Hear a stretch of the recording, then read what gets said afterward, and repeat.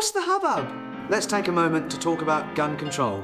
It's a serious subject, folks. The new DCU, led by James Gunn, is developing DC Comics' favourite heroes after the collapse of the SnyderVerse, which flopped out like a drunken fish. There is something fascinating happening with James Gunn and the DCU. For some people, Gunn simply has to fail, because otherwise, what happens to the SnyderVerse argument? And that's where fandom gets weird. Because apparently a cinematic universe, succeeding under a different creative leadership, somehow makes the previous cinematic verse less meaningful. Which is like being upset because your ex has found happiness. At some point, perhaps we should all stop sitting outside their house with binoculars. How much creative control should James Gunn actually have? Is he doing too much? Should he eventually step back? And is the DCU actually in trouble? Or are some people just desperately hoping it is? Because when you actually look at the results so far, the picture is considerably more complicated than the internet shouting suggests. The DCU isn't failing. Let's start with the obvious. James Gunn and Peter Safran inherited a DC franchise that needed rebuilding. The previous DCU had potential, enormous characters, enormous budgets, and somehow managed to make the road to Justice League feel like someone was trying to assemble IKEA furniture without reading the instructions. The DCU isn't supposed to be the SnyderVerse 2.0. It's supposed to be a reset. And so far, the results are actually pretty encouraging. Creature Commandos landed strongly. Peacemaker has remained highly regarded. Superman was well reviewed. And now Lanterns is arriving with extremely strong reviews. So when somebody says, Gunn is destroying DC, you have to ask a very simple question. Based on what? Because if we're talking about the actual reception of the DCU so far, the evidence doesn't really support the apocalypse narrative. There is a section of the fandom that doesn't seem satisfied, simply disliking Gunn. They need him to fail. Because if Gunn succeeds, does that mean the SnyderVerse was bad? No, it doesn't. But apparently that's the fear. You can love Man of Steel, you can love Batman v Superman, you can love Zack Snyder's Justice League. Nobody is taking those movies away from you. The SnyderVerse existed, it has fans, it has a place in DC history. Gunn succeeding doesn't erase it. These are movies, not rival medieval kingdoms. Nobody is going to discover an ancient Snyder artifact in 3,000 years and say, unfortunately, the Gunn dynasty defeated us. You can like Snyder and still admit Gunn is doing a good job. You can dislike Gunn and still admit a DCU project is good. That's perfectly legal, I promise. The police will not arrive. Then we get to the influencers. There are commentators and channels that have built a significant audience around criticising Gunn, DC, Marvel, wokeness, Hollywood, and basically anything that looks vaguely threatening to the cultural order. And to be fair, criticism is fine. Criticise away. That's what the internet is for. But there's a difference between, I saw this movie and thought it was terrible, and I already know this movie is terrible, and now I'm going to explain why you should hate it too. There is a legitimate question here though. Is James Gunn trying to do too much? Because his job is enormous. He's not just writing and directing movies, he's helping oversee an entire DCU. Movies, television, animation, characters, continuity, creative teams, long-term planning, Elseworlds, and his own projects. That's a ridiculous workload. And that's why I think the most interesting question isn't, is Gunn good or bad? It's, how much Gunn do we actually need? And this is where Lanterns becomes particularly important. Gunn helped reshape the concept. The series moved away from an earlier spacefaring approach and became a grounded mystery on Earth, true detective style. Hal Jordan, Jon Stewart, a dark local case, a completely different flavour of superhero story. And then Gunn did something very important. He didn't direct it. He brought in experienced television creators, including Chris Mundy, Damon Lindelof, and Tom King. Then he allowed them to execute the concept. I mean, that's James Gunn's genius, that he comes from a school of, I want great people to make great things, and I want to give them the freedom to create and the freedom to fail. And that's what he did in this show. He didn't say, oh, I have an idea for a movie, let's divide it into 8 parts and throw it in and just get some producers to make it. He went to Damon Lindelof, he went to Chris Mundy, people who were born and raised in television, who won Emmys for television, who have made 26 episodes, who have made episodes, and said, make me an incredible television show, and one that's essential to the universe, not one that's kind of like filling the gap between movies, but one that actually changes the way these characters are and exist, and elevates them and ties into everything. And of course, the last thing he did was he was nice enough to tap a nerd like me to be in that room and to be like, you're from these trenches, you know these fans, you grew up with them, they're your friends, they're your enemies, they're your allies. Bring that energy into the room, and I hope I did. And that's exactly the model I think could become incredibly important for the future of the DCU. Gunn doesn't have to personally make everything. He can establish the vision, find the right filmmaker, find the right writers, protect the larger universe, and then let them cook. Because if everything has to pass through Gunn's personal creative filter, eventually the DCU becomes less of a universe and more of a James Gunn extended universe. And that's not what we want. We want DC. DC doesn't need one tone though. This brings us to another criticism I've never really understood, the idea that everything in the DCU needs to feel the same. Why? DC Comics doesn't work that way. Superman can be hopeful and bright, Lanterns can be a detective thriller, Clayface can be body horror, Peacemaker can be an absurd, violent comedy. Batman can be a dark crime story. And Wonder Woman can have a completely different flavour. That's the point. Gunn has talked about how different DC comic stories can have wildly different tones while existing within the same larger universe. That's actually one of DC's greatest strengths. Marvel spent years developing a recognisable shared cinematic tone. DC doesn't necessarily need to copy that. If anything, DC should lean into its variety. Give us weird, give us serious, give us funny, give us horrifying, give us cosmic, give us political thrillers, give us detective stories, give us superheroes. Just make them good. That's the trick. The numbers are actually pretty encouraging. And again, let's return to the actual results. Creature Commandos sits around 93%. Peacemaker Season 1 is around 93%. Season 2 is around 94%. Superman is around 83%, and Lanterns has climbed into the mid-90s on Rotten Tomatoes as additional reviews have come in. Obviously, Rotten Tomatoes isn't the only measure of success, and Supergirl underperformed at the box office. That's important. But one underperforming movie doesn't suddenly make the entire DCU a failure, especially when the broader critical reception has been strong.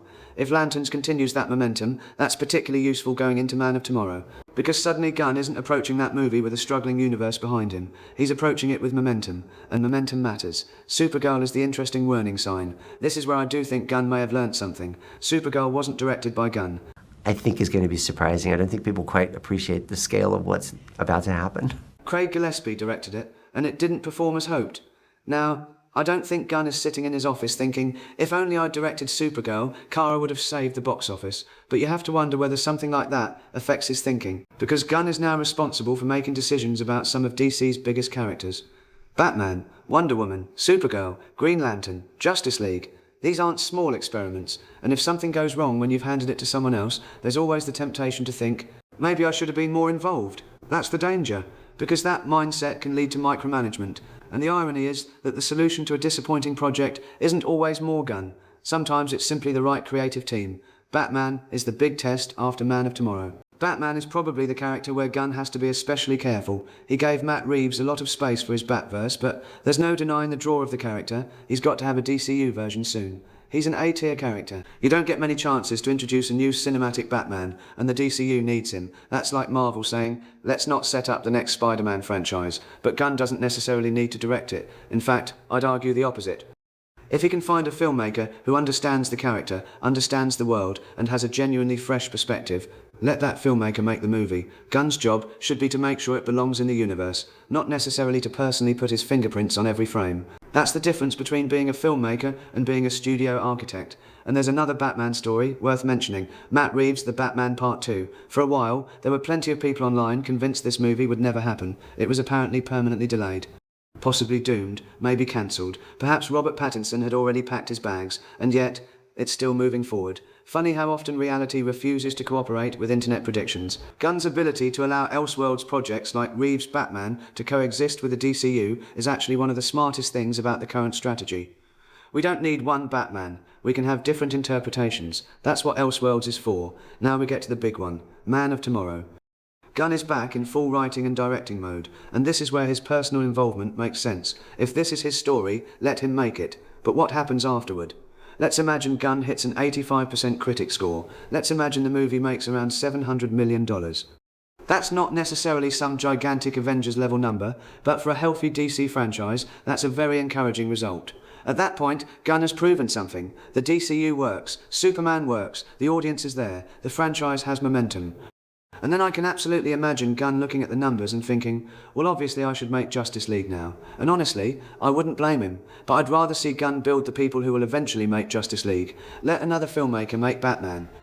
Let another filmmaker make Wonder Woman. Maybe direct Lobo. But let someone else develop the Trinity. Then Gunn can eventually oversee the big crossover without needing to write and direct every major installment leading up to it. That's how you scale a universe. And this is perhaps the biggest lesson DC needs to remember. Don't try to catch Marvel overnight. Marvel didn't make Iron Man and immediately announce, okay, Avengers next Thursday. They built, character by character, movie by movie, world by world. DC tried to accelerate the process during the previous era, starting in 2013. Man of Steel. Okay, it did half of Iron Man's sequel. Now let's have Superman meet Batman and die. Second movie. Then suddenly everyone had to know 10 characters and 3 different movies worth of backstory.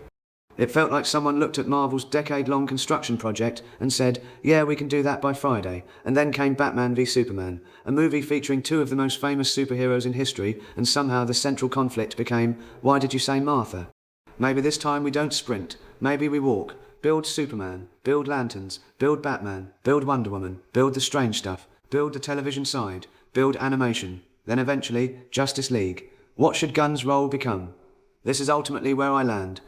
I think Gunn should remain the creative architect of the DCU, but after Man of Tomorrow, I think he should gradually become less hands-on with individual projects. Not absent, not disconnected, not just sitting in an office eating cereal while everyone else makes DC movies, but more strategic.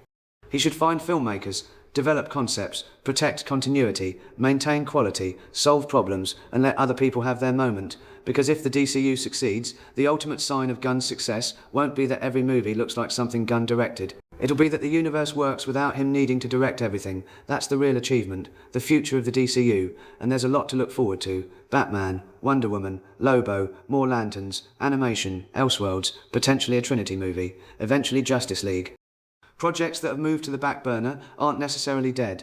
Some shows may simply be getting repositioned while DC focuses on building its movie slate, and that's probably smart, because at some point, DC needs its major cinematic event films. You can't build an entire universe without eventually bringing your biggest characters together, but there's no reason to rush. We tried that already, it didn't work. Let's do it properly this time. The final word. So, is James Gunn failing? No. Is everything perfect? Obviously not. Supergirl underperformed. The DCU still has enormous challenges ahead. Man of Tomorrow has a lot riding on it. Batman has to work. Wonder Woman has to work. The eventual Justice League has to work. But that's very different from saying the DCU is failing. The evidence simply isn't there. And to the people rooting for Gunn to fail because they believe it will somehow validate the SnyderVerse, you don't have to do that. Seriously. You can love Snyder, you can love Gunn, you can hate Snyder, you can love both. You can hate everything and just watch documentaries about trains. It's a free country. The Snyder era happened. It gave fans movies they genuinely love. But the future doesn't have to be a referendum on the past. The DCU doesn't need to defeat the SnyderVerse.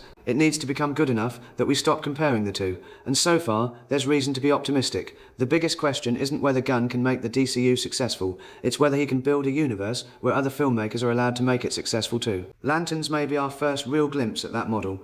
Gunn creates the architecture, other creatives build inside it, different genres, different tones, different voices, one universe. That's the version of DC I'd like to see, so perhaps we should stop looking backward. Stop waiting for somebody to fail, stop treating superhero movies like political elections, and just let the new universe develop, because we've got Batman, we've got Wonder Woman, we've got Lobo, we've got Lanterns, we've got Superman, and eventually, we've got Justice League. Let's not screw it up by trying to get there tomorrow. The future is bright. Look up, not back, and with that, it's today's HubBub. If you enjoyed the video, hit that like button, subscribe, and let me know in the comments, how much gun control do you actually want after Man of Tomorrow? Should Gunn remain heavily hands-on, or should he become more of a creative architect and let other filmmakers take the reins? And most importantly, can the internet survive a successful DCU without declaring another civil war? Take care of yourselves and each other, super friends.